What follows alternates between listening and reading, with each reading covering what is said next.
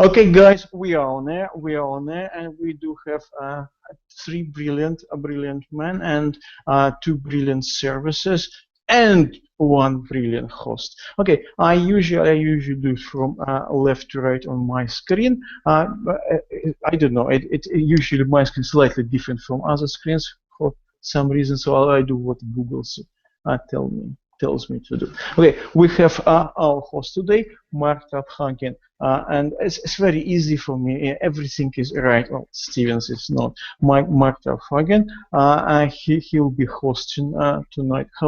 Hi, Mark. How are you doing today? Hi, Anton. I'm doing great. Thanks. Great to be here and great to be with these two guys, two representatives of fantastic tools and two fantastic guys to boot, both of whom I am very blessed to call as friends as well as industry colleagues. Okay, so next on my left, well, who is it? Yeah, as Ronell Smith. Yeah, well, yeah, we can see only half of his face, but it is, believe me, it is Ronell Smith. Ronell Smith, I represent Moz today or tonight, if you somewhere as east as I am. Ronell, how are you doing? How are you doing today? Good. Happy to be here. Happy that this worked out for everybody, and excited to. I'm always excited to talk to people and to marketers, so I'm excited. I have to say, this whole idea started with Ronell. Ronell was doing a webinar with us, and one of the questions was about Moz tool on a content marketing, and Ronell praised it. And before that, some couple of months, 3 months before that, I talked to Fishkin and asked what's his choice on a content marketing tool, and he actually said it's BuzzSummo. So I said it to Ronell, and Ronell said, "Oh yeah, it was a long time. It was a long time ago. So now it's much improved." I said, "Okay, why don't we discuss it directly with Steve? How are you doing, Steve?" Okay, we have Steve BuzzSummo here. Hi, Anton. No, thanks very much for inviting me. Yeah, no, really pleased to be here, and really pleased just to chat content marketing with Mark and with Ronell, really. So I'm always keen to pick other people's ideas and learn what I can. So yeah, really pleased to be here and just to have the conversation. Yeah, okay, great. We have all here, but okay, Mark is all up to you now, guys. Just we will be gathering. My experience, 5-7 minutes. Take it easy. Just kind of casual conversation. And in 5-7 minutes, we'll have more people. People are usually late, that's for sure. Okay, Mark, it's all yours. Okay, guys. Anton wants us to have casual conversation. So, seen any good movies lately? I've just been watching Stranger Things on Netflix, so which I so want to watch that. That's on my list, definitely. Yeah, no, my son recommended it, so he made me watch it. So I got into I quite like it. So yeah, we just finished it yesterday. So. Yeah, looks right up my alley. So we will be checking it out. But seriously, folks. Actually, Ronell, okay, Steve took advantage here, so we got to be fair. You know, do you have any movies or TV shows you want to recommend? No, I'm not a big TV watcher, and I go out of my way not to watch movies unless I know it's going to be A, amazing, and B, have a lot of shoot 'em up in it. So I probably see 2 to 3 movies a year. Although I am looking forward to seeing the new Jason Bourne movie. For 2016, I wanted to get back to something that I've gotten away from in the last decade, and that's reading more books. I read a lot, but not as many books as I want. So I just finished a great book on Elon Musk. It was really good. My goal is to read over 60 books this year. Now I think I can make it to over 100. So wow. I'm going to see if I can pull that off. And I'm embarrassed now. I struggle to read so many books. I'm a member of a book club. We read one book. I just feel like I'm in my right place when I'm reading a lot. So yeah, that's good. See, I read one book of fiction a month with my book club, and the book club forces me to read it because I have to read it to be ready to discuss it. So I find that works, although I don't always manage it, but most of the time. This is next up. Oh, hey, here we go. True story. It's actually sitting on my desk. To be totally transparent, Eric's somebody I love, not just because Mark's here. So I'm always reading his stuff. So this book actually stays on my desk, and whenever I, to keep myself from wasting time, I force myself to do something I know is going to benefit me long term. So this book stays on my desk. Well, now I was going to say, as a former English teacher, I was always going to award 10 points to Ronell for being the more ambitious reader. He gratuitously gave a shout out to my boss's book, and now he's got 20 points. So you're already in a deficit here. Steve. I steal so much from Eric. I should probably go to jail. So. No, thanks, folks. I think we can start to get into things here. I see Anton nodding his head yes, so I have the green light from the studio headquarters from network. All right, here we go. So, folks, we're here today to talk about content marketing with these two particular gentlemen in particular because they represent two of the foremost and most interesting content marketing tools producers that are out there. Today we are going to talk a good bit about their tools, but we also hope to get a good discussion going on content marketing in general, where it's been, where we're at, and where we're going with it. These are two guys and two companies, Moz and BuzzSummo, who certainly keep a very close pulse on what's happening in marketing in general, but particularly with content. And so they're going to, I'm sure, be able to provide us a lot of interesting insights today. Also, just want to let people know, this is going to be a very collegiate and congenial discussion. We are not here, if you tuned in to find out like which is the best content marketing tool, well, I'll just answer that, right? It's the one that's best for you. But maybe even a better answer is a lot of times we find in marketing tools that there's no one tool necessarily that's going to do everything. I think these guys will agree with that. Every tool has its strengths, and sometimes using some of them in combination can give you the best results. I'll say right off the bat, I use both of these. We use here at Stone Temple Consulting. We use a lot of Moz tools and metrics, obviously, but been dabbling with their content marketing tool recently, Moz Content. I've been a BuzzSummo user almost since there was a BuzzSummo. Steve knows. Very, very enthusiastic fan of that, and get a lot of insights out of that, and having a lot of fun with some of the newer features that they've added in. So, and I get value out of both. I get great value out of both. So let's start here, guys. The question, just to give you a chance to briefly describe each of your tools, the main thing that it provides for users. So give us like the elevator pitch on your particular tool. Ronell, you guys are kind of the newcomers in this area, certainly not in SEO and marketing in general, but we'll let you go first with that. Okay, so like most of you, I use BuzzSummo and have used it pretty much from the beginning. I was talking with Rand last year that I remember when I first heard about BuzzSummo, and I really, really liked it, what I knew about it at the time, or what I could glean about it. So I use BuzzSummo extensively, and my goal for this, the idea for this was to talk about. I'd love to share with people how great both are. So a high-level view is Moz Content is a suite of content analytics and research tools for content marketers and content strategists. The goal is to help them better understand content tactics for better engagement, to help them better target their audience. From a feature perspective, it lets you run automated content audits for your site to track content performance over time and research popular content topics.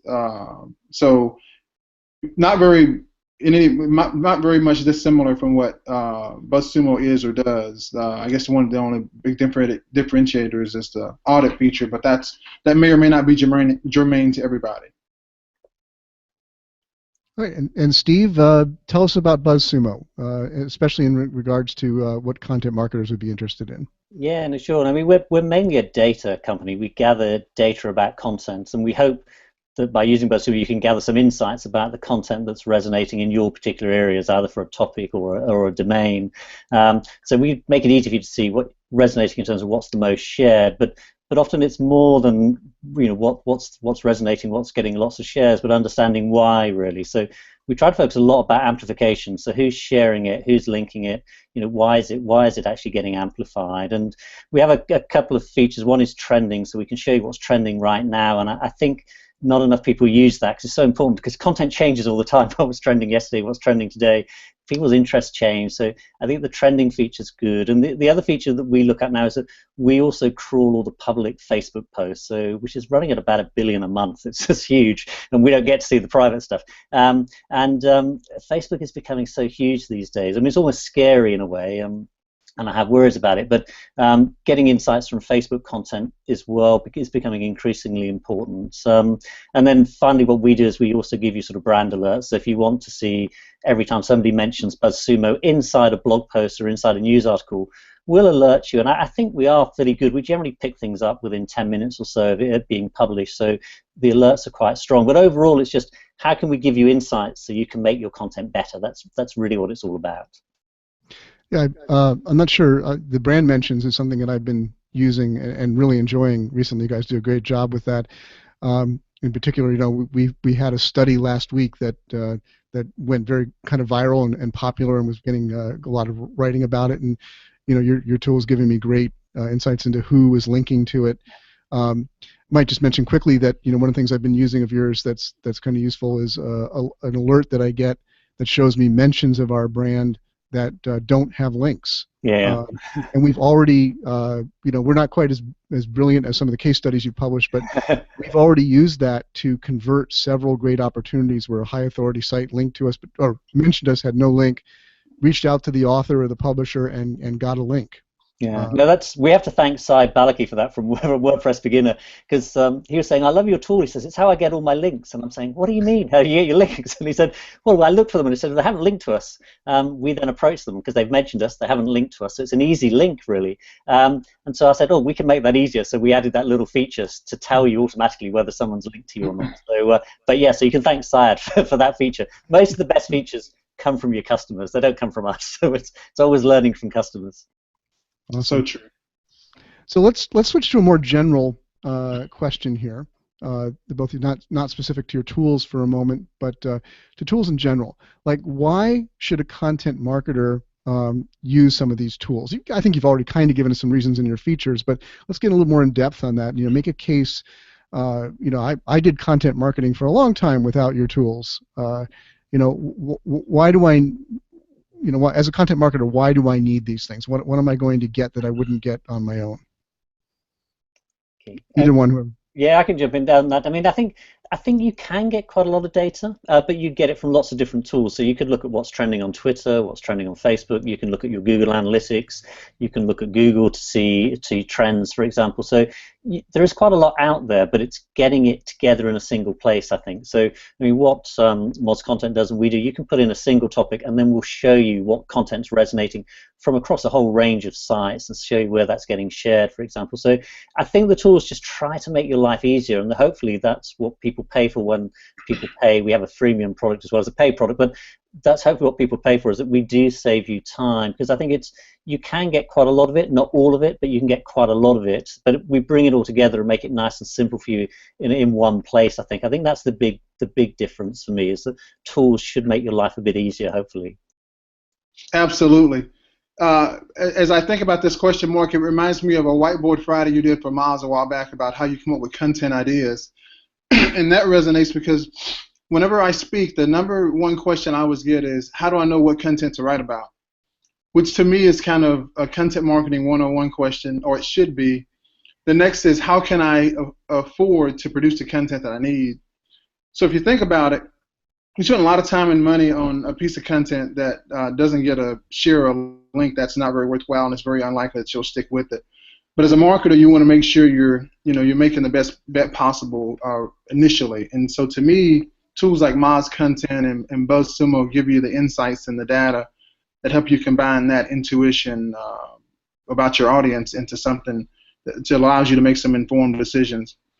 Also, it's a lot of saved time, which is something that in online marketing you quickly realize is in very, very short supply. I mean, we all have 24 hours, but my gosh, we're juggling so many tasks, and we're having to look at so many tools that it can be so frustrating. So, from my standpoint, whether I'm advising a client or working on my own site, that's going to be the case, and I want to tamp down that frustration in some way. So if you think about the analysis can be tedious and difficult to do manually, and which I did for years, or many of us have done for years. So you look at something like Moz Content or BuzzSummo, it helps you from the standpoint of turning a multi-week project into something that may or may last a day or part of a day, which is a huge deal. When I talk to brands every day or meet with individuals at companies or with brands, that's a huge frustration. And so I typically begin the discussion by talking about BuzzSummo because people may or may not be more familiar with that, and Moz is the new kid on the block, and then I'll highlight how a tool that with the brand that I work for and with can be used similarly. But it's all about saving as much time as possible and feeling like you're going in the right direction. Yeah, and I'd add that some of the features that we've added have really been because people were doing it in a manual way, and we just made it a bit easier. So someone was saying, you know, I put in a domain, I see all the people who shared it, I export it all, and then I try to sort of sort them. And so we said, oh, we can do that. So now we have an audience feature. Just put in your domain, and we'll show you everybody who shared your content. And it's just somebody was using a spreadsheet and a manual process. So where we can, we're just trying to make those processes much more efficient so you can analyze the data a little bit faster. Can I slip in a feature suggestion? Yeah. Steve? Take advantage of my one-on-one audience right here, my captive audience. We're always keen on suggestions. Just saw this today. Like, I'd love to be able to sort the link alerts to my page or to my site by date, date acquired. Right now, I can sort them by the different shares of different networks, but so it's actually the most recent links first. Okay, no, I'll talk to the guys because we just had another request. I thought you were going to ask for something that somebody else asked me, and that's on those, not on the link alerts, but on the ones which shows that haven't been linked. Can I quickly sort them by domain authority? So I start with the top ones. Okay, yeah, that would be good too. I'll take that one too. So we're just looking at doing that at the my but yeah, no, date order will be a good one. So okay, I'll take it back to the engineers. They hate it when I have these sessions because I go back with lots of ideas that they have to work on. This is the reason I do these. You know, I get my own stuff taken care of. Let me go back for a moment to both of you mentioned at different points the idea of ideation, if I'm pronouncing that correctly. You know, the idea of one of the biggest dilemmas for content marketers is getting great new ideas. And I'd like each of you to kind of explore for a moment how I would use your tool to discover new opportunities, new ideas, discover what should I be writing about, what am I not writing about that I probably ought to be writing about. Yeah, so if I kick off on that, I mean, from our side, I mean, I would normally just start either searching for a topic or domains.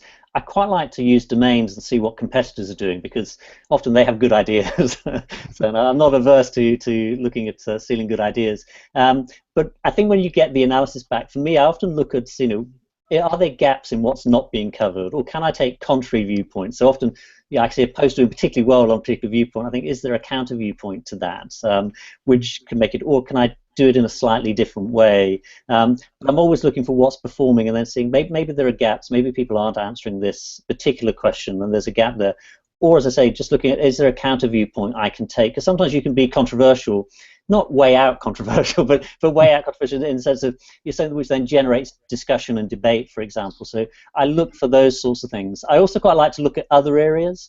I really like just typing in random topics. I like to look at science and neuroscience and learning and see what's working there. Because sometimes I think it's that intersection of bringing ideas in from other areas which can really work for you. So the other day I was reading some really interesting stuff about neuroscience and thinking, actually, we can really apply some of this to content marketing. So I think bringing things in from other areas. So what I wouldn't do is just type in the topic that I work in every day. So I wouldn't just type in content marketing, SEO, etc. I think it's really good to just look at other topics, so sometimes completely left field topics, and see what can you learn from that content that you might bring into your particular area. So I think it's using the tools creatively, really, and not just putting in content marketing and looking for the top content marketing content. It's trying to bring new ideas into your field. Absolutely. I think at a very high level, where most people start and stop, unfortunately, is they do a topical analysis, and to them that highlights a similar piece of content that they should produce. When in reality, that's the beginning of what you're saying is, what I would want to look for is, where are my competitors in that vertical? And to Steve's point, it may be that what you need to create hasn't even been created yet, or certainly not in that form. So if somebody's created a great blog, unless you can do something that's 2 or 3, or depending on the vertical, or 5 or 10 times better, then you have to think about doing that significantly different. or don't even touch it if you can't do it in some way better. But I like to go in the periphery of that and say, okay, here's what's ranking high. What could I do that would be better, that nobody's ever created, and that would allow me to tap a segment of the audience that wouldn't have been reached before by any piece of content, and wouldn't even be reached by me or by my brand. So to me, I think of these content tools as, in a lot of ways, illuminating not just what the audience would be receptive to, but heightening our understanding of as well of what the audience may be receptive to. I think so many times that when we look at tools, we say, specifically from a content analysis, content strategy perspective, we're too often saying, here's what's been done, here's what we can do better. I like to approach it from, here's what's been done, here's what somebody's tried to do better, but what is it that nobody else would try but that might be successful? And so for a lot of times, if I'm consulting a brand, I'm saying, don't produce more content. Let's make the content on your website better. Maybe it's on the periphery of ranking well. Or here's a brand that isn't even in your vertical, but that we can borrow an idea from. So to me, it's kind of illuminating the entire process. And that's what I think a tool should do. A tool should save you some time. It should help you in ways that you hadn't even, or you wouldn't necessarily think of. And that to me was what BuzzSummo did that opened so many people's eyes. Is a lot of the understanding was right under our nose, but it may not have been something we would have thought to ask for or to better understand. But that level of discernment has been like, it's not like this is part. And this is what I say all the time when I'm consulting. It's not that it's particle physics. It's not particle physics. But so many times we need to draw inferences from so many places that we may not be able to distill it properly, and so we won't understand it thoroughly. And that can be very frustrating because we end up producing a lot of content that's never going to resonate. And that's because it was never meant to resonate. I'm going to add another perspective on that, if I may, just because it's something that we're in the midst of doing for our own site right now. And using both of your tools as part of the process, we're looking at our own site and auditing our own content. And we're looking at that from kind of doing a gap analysis. Your tools are helping us to see, here's what we have, here's what we're strong on, but not just look at it. A lot of times you'll hear, content marketing advice, they'll say like, use these tools to find what's most popular, what's worked best for you, and do more of that. But you need to also look at the gaps, and not just gaps of your competitors, but in your own. In our case, what we're looking at is, we know we have a range of services, in our case, that we're trying to sell, products, whatever it is that you're trying to get out there, aspects of our business. And the analysis that we're able to do with your tools is helping us see there's whole areas where we want to attract business, but we've produced little or no content that relates to that area. So that's another useful way, I think, to look at it, to use the tools to say, where are our gaps, whether competitively or internally. And remember that one of the functions of good content is not necessarily directly selling a particular product or service, but building a reputation around the area that product or service represents. And so if you don't have reputation, for doing a particular thing, it's going to be harder to attract customers for it, right? Yeah, I think that's key to me. I think you have to build some reputation and authority in your space, and it's a bit like when you're looking for opportunities, is where can you add value? Because I could write another post on 7 great ways to write a landing page, but I have really no authority in that area. And frustratingly, I click through to lots of those posts and they don't have much authority or value either. But I think it's where can you add some value? And for myself personally, I just try to focus on, okay, this is an area I know. I do a lot of research. I write not many blog posts. I only write when I feel I have something interesting to say. But you have to build authority in your space. So it's not just can you do it better, but have you got something that really adds some value to your audience, I think. And there's just too much content out there. And personally, I think you're better off. I mean, I write blog posts on BuzzSummo, as you know, probably every 4 to 6 weeks. It takes me that long to do research to find anything. I'll often research for weeks and find nothing. And then I'll publish it. And typically, I'm not getting Moz-style shares, but I'll get 3,000 shares, for example. And I think that's better than trying to write a blog post every week, which is poorly researched, doesn't really add any value. So I'm a great believer that you have to add extra value and have some authority in your space. And I know it's hard for some brands when they're trying to push regular content out, but I think for smaller brands like us, you just need to be really known for something because you're the expert in that space. So I would go to Mark if I want something on a particular topic, for example, where I go to Rand on another topic. Rather than just try to write lots about everything, I think you have to have your own space, is the reality. Yeah, you touch on something, Mark, that it just makes my mind zing a little bit. I spent years doing content audits and very manual content audits, and I came to hate it. And a lot of it was that I could never do an audit that I wanted to do. And then I started working with enterprise brands, many of which had thousands and tens of thousands of pages, and we're trying to optimize those pages to perform the way that they should. What I was always frustrated by was it always began with what content should we create. And so I would step back and own the audit process, or as the owner of the content strategy process, and say, okay, here's the pages that you have that we could get to perform better. And they're like, okay, well how is that going to help us? And you just touch on something that's so important but so overlooked in the content strategy SEO realm, Mark, that when you analyze your site, too often we're jaded by here's what we have, here's how it's performing. And if you think of it in terms of here's where we may have just a little of something, and if we extrapolate that out and say, wow, if we had more content of this ilk, that likely perform multiples better than anything else. And that's in our wheelhouse of the services that we provide. Now, before, when I worked at an agency, we had to have a tool like Conductor Searchlight to do something like that, which isn't available to, and at the time it wasn't available. We only used that for brands that were paying us over $25,000 a month. But what that would illuminate to the brand that I was working for and with was, wow, maybe we don't need to produce more content. Maybe we need to focus on, republishing some of the content with better graphics, more data, more information, and then start seeing how that performs, and then produce more of the content we wouldn't have known how to produce before. And that's what I love about BuzzSummo and now Moz Content is I can use that to illuminate the process to a stakeholder inside of a brand, which buys me some time to do a larger audit later on, and or get in the weeds on a larger audit process. So that's what I love about these tools is most people in content, many of the people specifically charged with content are junior.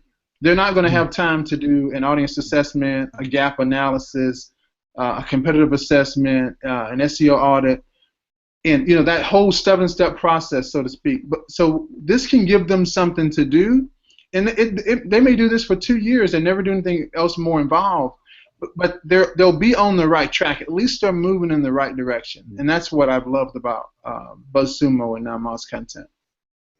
Terrific. Let's take it back here from. Oh, go ahead. Did somebody? Oh, I thought I heard a voice. Okay. Let's take it back for a moment to more of a beginner's level. So somebody's coming in, and I know, when I was starting out in this business, I'd go into various analytics tools or things like, tools similar to yours, and I'd be overwhelmed instantly. There's just so much information and so many different views and so many different ways to look at it. And often I think people just stop because they don't know where to go.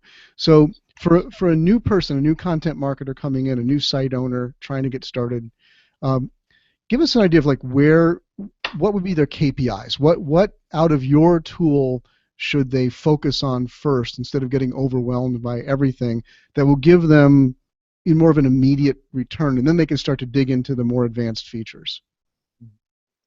From my side, I'd say just run what we call a content analysis, which is similar but different to the content audit that obviously Moz Content runs, which I think is a bit more thorough, to be honest.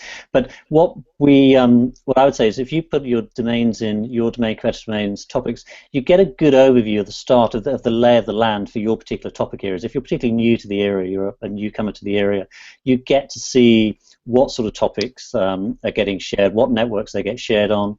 It shows you what are the big sites that get most shares in that particular space. So it gives you a sort of lay of the land quite quickly. So I can see if I type in a particular topic, fly fishing, okay, these are the most shared sites on fly fishing. These are the networks that fly fishing gets shared. These are the content formats. And I've been doing so on fly fishing recently, so I know actually it's videos. Videos that get really well shared on fly fishing for whatever reason, for example. Whereas if you're doing kitchen design, actually it's image posts and it's Pinterest, etc. And if it's marketing, you're doing a lot of work on Twitter and it's different types of posts. So, but a content analysis, or just putting a topic into our content analysis feature, just gives you the lie of the land as a starting point, so you can understand the shape of that area. Once you've worked in it for 5 years or 10 years or too long, like I have, you sort of know a lot of it instinctively. But if you're a newcomer, you really need to do some sort of analysis to even if you've got some assumptions, that you get those confirmed. So I would start with those sorts of content analysis tools and then move on to do just a few searches for key topics or key competitor domains to see what the most shared content is. And then I start to get a benchmark of what good numbers are, what good content looks like, because I think you do have to have a view about what good looks like, and that's a very quick way of giving you a sense of, okay, this is the lie of the land. Now I've got a sense of what good looks like. So if I'm a beginner or new to the area, that's how I'd start, I think. That's great. Ronell, how about you? For us, I'm thinking about the reach score, which, you know, if we're looking at publicly available data, publicly available information. You're thinking about running an audit on that site and seeing what content types, which authors, which topics are performing best in specific content segments. Because we have to remember, one of the things that throws people off is, as junior marketers, many junior to mid-level marketers see a topic and they run with that. And they don't understand that it may be an author who's very influential. It may be an infographic that has some very, very unique data. That site may not be very, very popular. They may have bought some links and all of a sudden it showed up in their wheelhouse. So if we think about it, I like to think about it holistically. You know, I do want to run an audit, and as much time as I've spent on doing manual audits, I hate audits, although I still have to do them from time to time. But I love the audit feature that Moz Content has. So, you know, we can do a high-level audit or low-level audit that gets fairly granular from the standpoint of, here's what and why of why that content's doing well.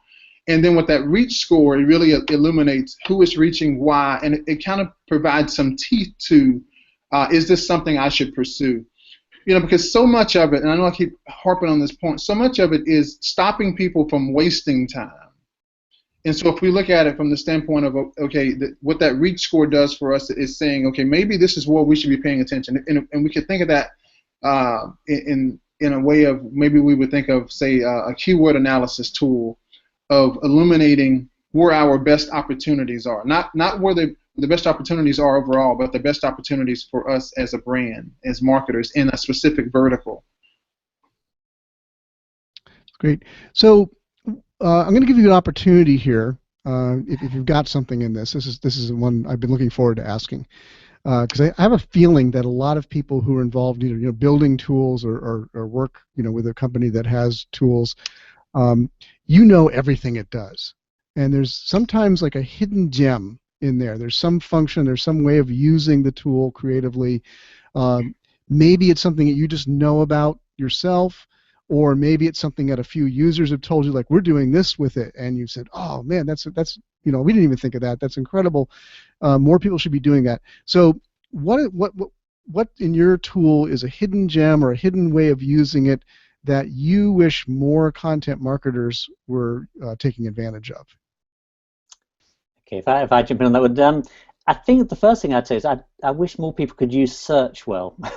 And it seems an obvious point, but because we have a search box at the top of BuzzSummo or any other tool like Moz Content, people put in e-learning, fishing.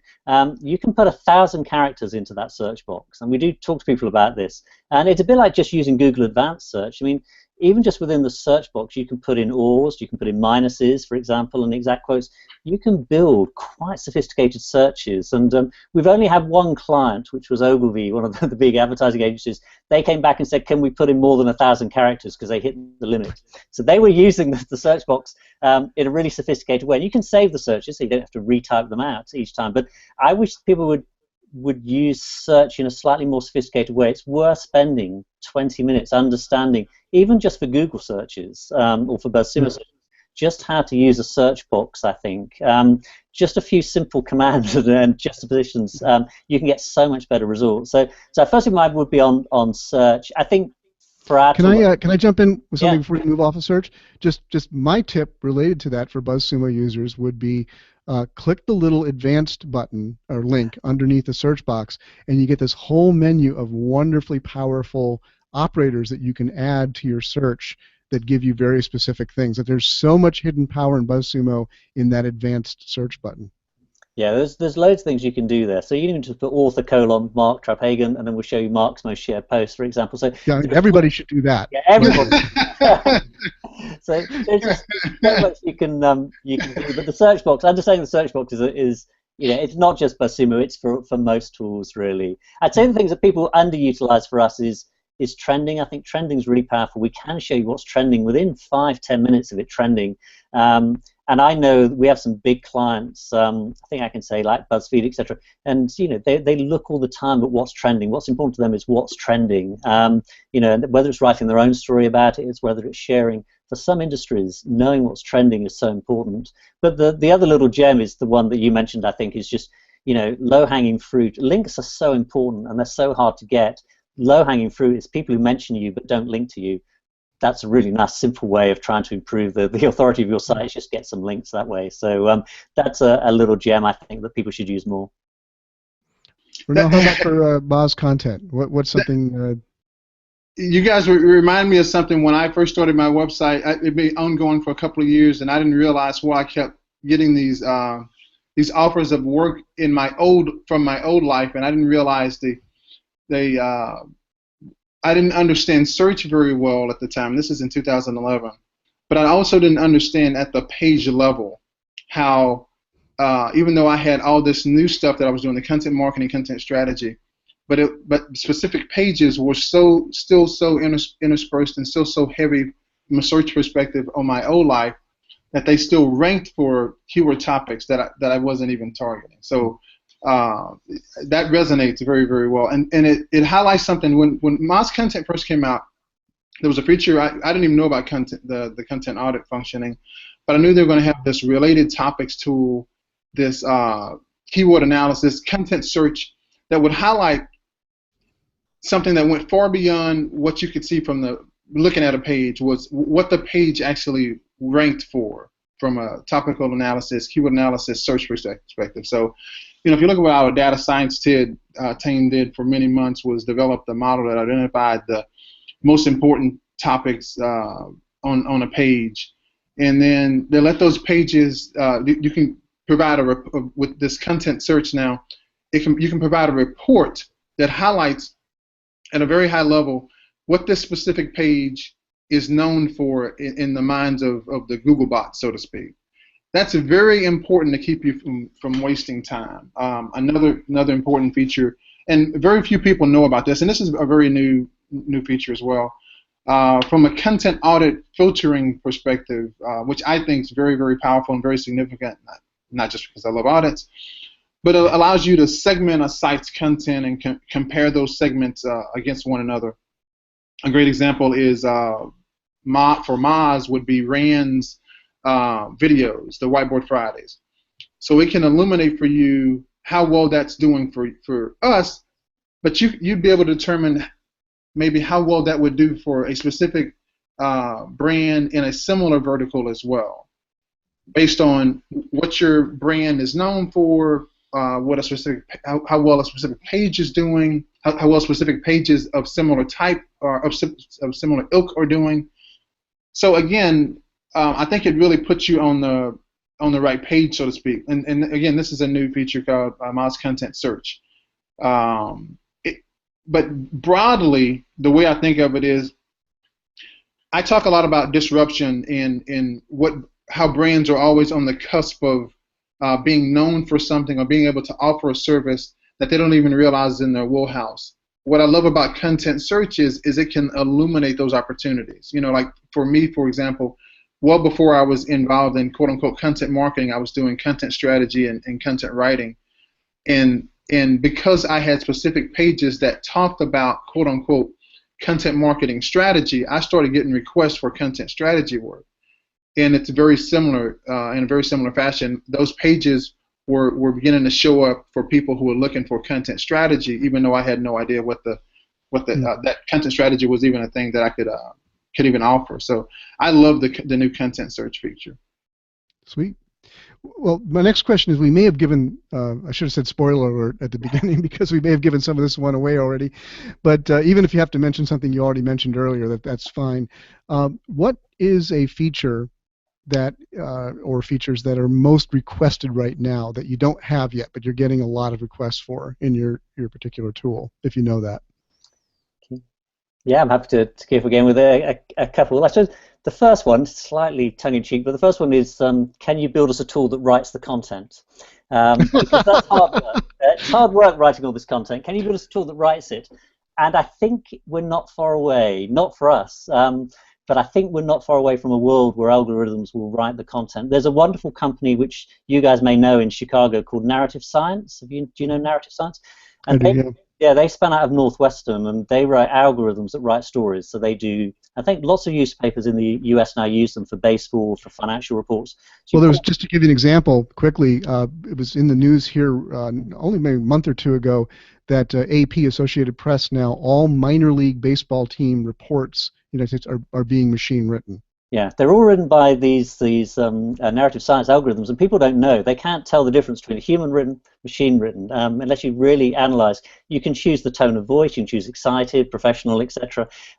They'll do them now. If you go to Narrative Science and give them access to your Google Analytics, they'll write you a monthly report on your Google Analytics, so you can test it out that way. So they'll write you a human sort of written report on your Google Analytics. I don't think we're that far off. You could easily pull the data into an algorithm and say, okay, let's review the most shared content this week on topic X. So people do ask for that, tongue-in-cheek. I think it might well come, but it's a bit scary because there's too much content already, and God knows if we have people being able to just produce it automatically, that's a scary world. But I think we could get there quite quickly. The one that on a more serious level that we're working on, because people ask for it a lot, and we won't have it ready till the end of the year, is the best content answers questions. I think is the reality. People don't search for a particular topic; they search for who are the best companies in that space. How do I do something in that space? So, so people ask, what are my customers? What questions are they asking? And so we've been finding a way of gradually crawling and getting that data. We did Quora and Reddit's and the easy ones. We've now done virtually all the forums. We've now crawled every question asked on Amazon. So it's great for products. So you can put a product name in, and we can show every question asked on Amazon.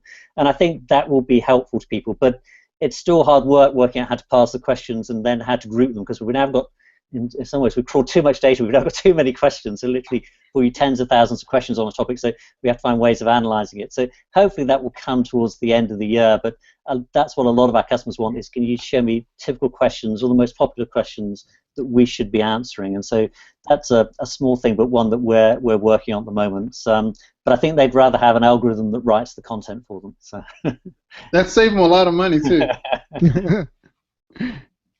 So Ronell, how about you? What do you guys get requested? The biggest request we have surrounds audience and influencer reporting. People really want to know who is interacting with their content and who might be a good target for outreach, which isn't surprising.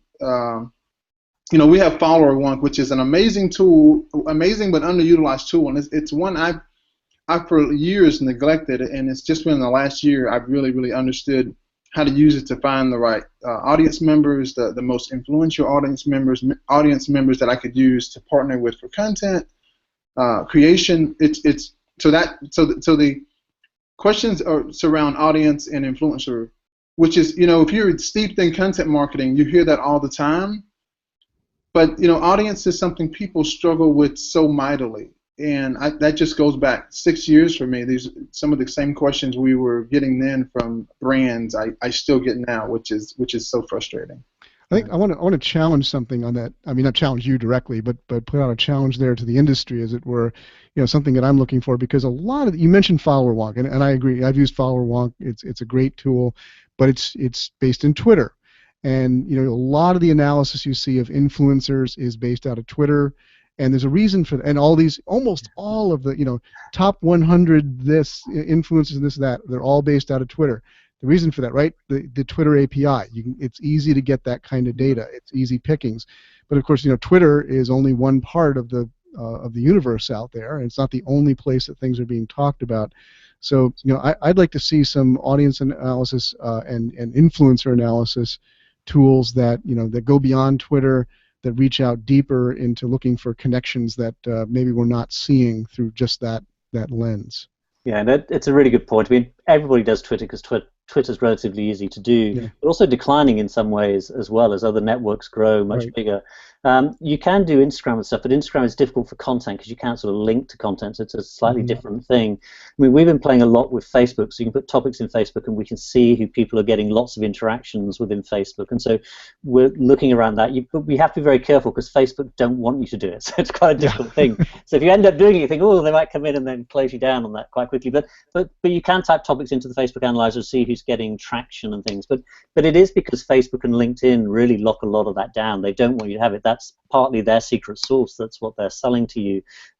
So it does get a lot harder. Twitter is much easier, and even on Twitter, people don't do it as much as they can. I can tell a funny story. We're with a client, I don't think they'll mind, the other day, and we're doing some analysis, and we showed them the audience builder, and said, just put your domain in, and we'll see who shared your content in the last month, and then we'll sort it by numbers of followers and things. And so top for them was Lady Gaga. And they didn't even know they'd been retweeted. They'd had, not a retweet, they'd had a piece of content linked to from Lady Gaga. I think often you have more friends than you think, so at least at the very point you can at least start by saying you know who your Twitter people are who's sharing your content, because you can then at least say thank you and build relationships.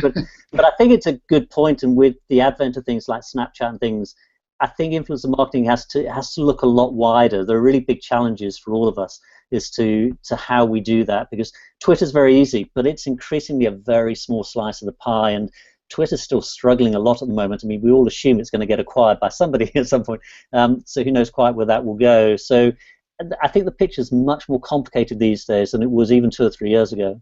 I'm going to mention just quickly another area that we've used content marketing tools for extensively, and that is what we do. A lot of our business is based in building content marketing strategies for link building, for SEO value, specifically looking for opportunities for our clients where we can help them create really great, useful content that will be published on a relevant site and have an editorial reason for linking back to them. It's been a very effective strategy for us helping clients move. But finding those opportunities, finding the appropriate sites to on which we might want to pitch content is a big task of that type of content marketing. And that's another area where tools like your guys can come in handy to surface opportunities that we might not have known about otherwise. Yeah. That's why I think it's so important to have great outreach people, or I've always thought of content marketing.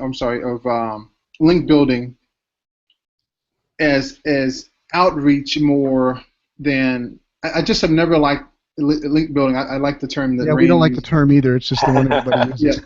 Link earning. But maybe it's my journalistic side, my journalism side that comes out, and I think in terms of going on those platforms and devoting the time, and it's very tough to do individually. But for the brands that I have worked with, was devote some resources to having people manage and get to know the people at the other brands or at the platforms where they'd want to link. So you develop that rapport. And that's one of the most frustrating things for me as a content marketer who loves the link earning aspect of content marketing, that I say, if you don't have a rapport with someone, it makes it far more difficult for you to have a lasting relationship and to make those links easier to attain. But it takes dedicated team members, and first of all, it takes a mindset that says, hey, you know what, we're going to put the resources where they need to be. But for big brands, and I know you guys work with some of the biggest in the world, Mark, I say all the time that if it's that important, you need a person who's monitoring those platforms and developing relationships with the people that you'd want to link from. Yeah, that's a lot of what we do. That's the value that we try to bring. Well, we're coming up on the home stretch of this hour. It's gone by really fast, as I suspected it would. And I want to turn now away from your tools specifically to content marketing in general, because I know you guys, part of what makes you so wonderful and so useful and so great to talk to is not just that you're involved with great companies and great tool builders, great engineers, but that you are invested in this industry. This is something you think about, you care about passionately. You know, I read both of the things that you write, and you know, Steve was joking earlier that he doesn't publish often, but when he does, you know, he's same thing for Ronell. It's like, you know, I don't write blog posts often, but when I do, you know, you guys are both some of the world's most interesting men in content marketing. So let's look into the future a little bit. You know, where do you think this is going? We had things like, you know, of course, last year's seminal post by Mark Schaefer, the content shock post, and people debate whether that's really a thing or not. But I don't think anybody denies that, you know, content has grown exponentially. No one denies that, and the content opportunities out there are huge. Also, you know, I want to call attention to, well, I have both of you here. This is an awesome opportunity to mention a study that you did jointly between BuzzSummo and Moz. It was published on the Moz blog that Eric and I refer to almost in every presentation we do. You know, where you showed that while that most content, the vast majority of content out there, you know, very little of it gets shared. Most of the shares are in, you know, in a very small percentage, and links even more rare. You know, it's rare for content to earn links. And then you talked about this rare sweet spot, which is the ideal of where you're producing content that both gets highly shared and earns valuable links. And you know how small the space is that's actually accomplishing that. So given all that, you know, where do you guys think is the future for content marketing? What should people who are involved in it now be striving to do more of to win in the future, as there's every indication that the space will only continue to get more crowded? Yeah. I think from my point of view on that, I do think there's something in the content shock stuff, but I think the nature of the internet, it's a winner-takes-all game, really. So the really good content does tend to do incredibly well, and other content gets very few shares. So you want to be top content, and that applies even to the top sites. I did this analysis recently of the top 100 sites, TechCrunch, Inc., etc., and only 4% of all the content those guys publish gets more than 3,000 shares. But you so often see those big posts getting lots of shares. You think it's all of their posts, but actually 96% of their posts get less than 3,000 shares. And you're talking to the top 100 sites there. So, you know, so I think there are lots of outliers there. For me, I think you're right. When we did the study with Moz, with Rand and Cyrus, it was interesting. When we looked at content from people like Pew Research, they really hit a sweet spot. It was authoritative, it was interesting, people shared it, people linked it. And that really sort of resonated with me about the sort of content that people both linked to and shared. And for me, it still comes back to adding value and being authoritative. I mean, of course, there's some awareness content, there's some viral quizzes and things like that.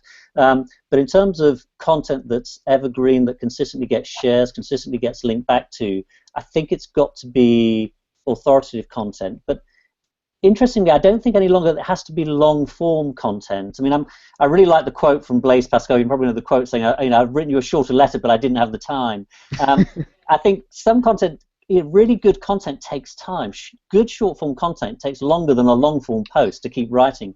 And I think there's real opportunities for shorter-form content that's really high quality, because none of us have all the time. If you can say something to me in half the time, I'm more interested in it. And I think there might be spaces for shorter interactive forms of content. I think we're still at the early days of some of the true interactive content, which allows me to explore that content in a slightly more interactive way. So I think there is scope for really high quality, but short form content. The problem now is the short form content is a quick listicle, and it doesn't take long to produce, and it doesn't add much value. I think really good high quality short form content, I think, could be a real sweet spot, an area where I'd certainly demand it, as long as it's well researched and high quality. So I think shorter form content there's space for, really, and I think some of the formats like interactive posts or even picture list posts, we know lists work, we know pictures work, and if you do them in a sort of list format, you can use pictures to tell a story much quicker than write about it sometimes. You can use it to show a comparison, you could use it to show how to do something.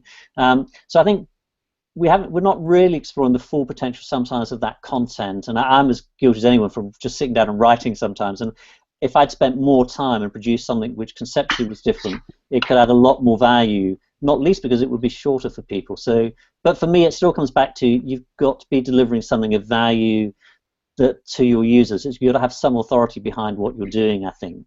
So to me, that doesn't change, and I don't see that changing going forward, to be honest. Your original question, one more time, Mark.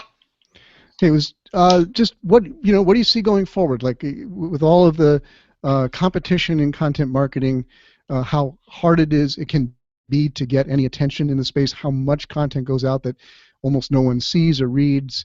Where do you think the winning spot is for the future coming up? The more I've gone back and read the whole content shock post, the more disillusioned I've become. I read the post when it was reported elsewhere. Then I read the post on Schaefer's blog, and I never agreed with it, but I thought what he said in a following sentence was missed by a lot of people when he talked about the value of getting to know your audience and producing content that was better suited to their needs. And I'm like, why would we focus on what we shouldn't be doing? We've said for years, I specifically remember a post you all did with Rayson, and Eric has done posts about, Eric Inga has done posts about it's going to be a cold winter for content marketers because we're going to lose so many. Many of us will refuse to make the investment needed to be successful. And we'll try in earnest, but it just won't happen. But I also remember some research you all did, Mark, that highlighted the path to success seemingly is research-based and opinion content, right? Yeah, that was actually we were stealing that from Steve. Okay, that was us quoting Steve. Where's the study I was just talking about? And I'm like, I think about all the times when I've had a brand that was authoritative in their niche, but they failed to have those quote-unquote, to use your word, Mark, those subject matter experts, those personal brand representatives, PBRs, and it's so frustrating because I'm like, you have the research. These are research-based brands. They refuse to be opinionated and use that authoritative element. To me personally, I think Steve hit it on the head to a large extent. I think it comes down to focusing on producing more but better content. In the end, that's easier. The problem is it is difficult to produce nuanced, short content that really hits home. And so people give somebody 30,000 words and they rely on that metric that we see all the time. Most people don't read the content that they share anyway. And so they say, we produce something, we've done our job. But for those of us, and I'm really long-winded even when I write too, but I think it goes back to focusing only on doing what we can do better. And then that means producing fewer pieces of content. Then I think that puts us closer to success. I think we become disillusioned when we see the field being so crowded. But in reality, if we say, okay, anybody below a certain line, anybody who's not focused on being one of the best in this vertical or in this niche or in content marketing in general, we shouldn't be comparing ourselves to them anyway. And so we should be looking up and saying, what are the people that are doing the best in my vertical? What are they doing to be successful? And I've said this, and I'm not just saying it because you're online, Mark, but I talk to anybody. I talk to at least a couple of agencies a week. And I say, I'm going to be honest with you. Unless you're looking at what brands like Stone Temple are doing and finding a way to copy them, I don't see how you're going to be successful.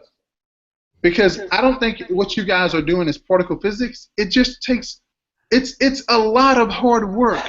It's a lot of dedication. It's a lot of commitment. It's a lot of getting better.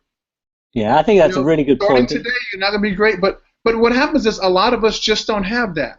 And I said this weekend in regards to content marketing. I was talking to my family. I said, the problem when I talk to a brand, the difference between them being successful and not, the difference between them looking at a competitor who's successful and them thinking they can be there or not is the willingness to do what it takes to get there. And that's so true, whether you're Elon Musk or Sergey Brin at Google. It's so many times you have this amazing idea and you let somebody beat you there because I just don't have the stick-to-itiveness. So to me, it's the people who work to be faster, work harder, and do those things that they find to be successful, and keep doing more of that and less of what frustrates them. It's not particle physics.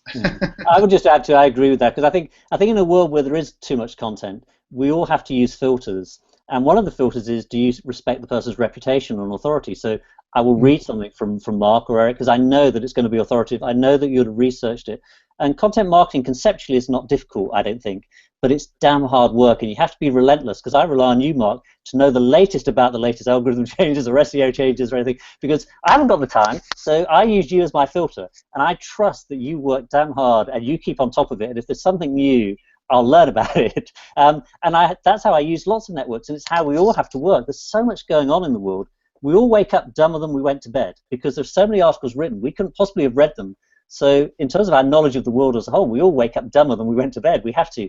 So we rely on other people to keep us abreast, and we have to leverage the knowledge of our networks. And so we filter all the time, but we build trust, and that takes time and reputation. And so people are filtering content. They're filtering all the time. And if you're going to get in there, you've got to spend the hard work, really doing the work, I think. And as you said, Ron, it's just so much hard work. And then I trust that you'll actually know the answer. So I'll read your post because it saves me doing a hell of a lot of research. So trust and reputation is so important, I think. I'm so glad that we ended with this question, because I feel like we just got 2 sermons in the church of content marketing here.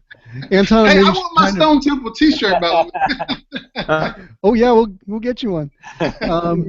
Yeah, guys, we've been doing 1 hour, and yeah, it was great conversation. I do have a question, and you answered this question. I just want an emphatic answer. Basically yesterday, I was in a meeting when both were talking to blog team and saying you have to post every day, because it's good for SEO, it's good for indexing, and it works. Don't write for people, write for Google. I was there. I was more than 24 hours ago. I was there, and well, I didn't say anything. But could you explain?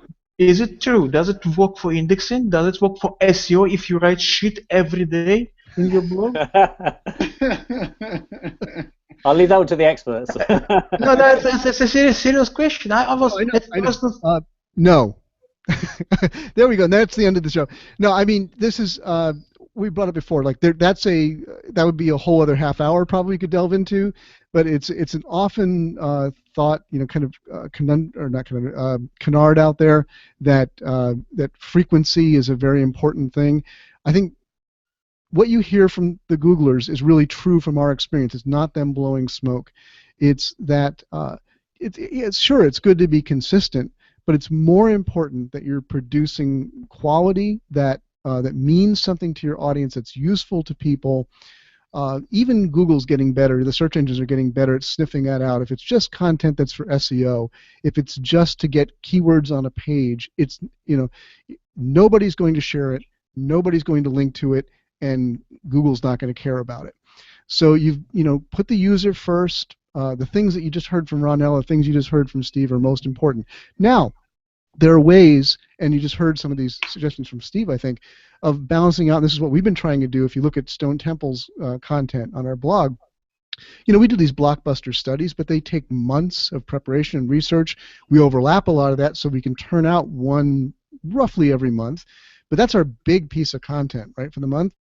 But in between, what do? We do the Here's Why videos. We get a transcript of those and publish it on the blog, so it becomes great, short-form blog content. There are things you can turn out that are still, this is what Steve was saying a moment ago, that are still quality, still targeted at your audience, still meant to be useful, but that don't take months to produce.